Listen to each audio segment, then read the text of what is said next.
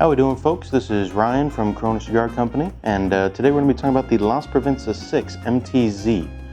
So as you can see, this beautiful box actually is representing a bit of a Cuban art style.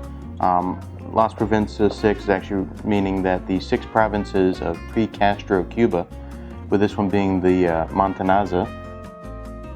So the blend on this cigar is a Habano wrapper with Nicaraguan filler and binders.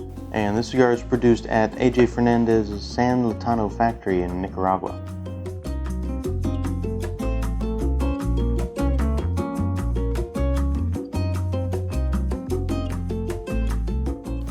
Off the initial light, you definitely get a lot of spice out of there. A lot of creaminess, a little bit of cedar wood in there.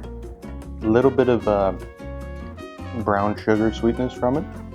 A lot of smoke output from the cigar, and at the very back end you get definitely a lingering bitter sweetness from that Habano wrapper.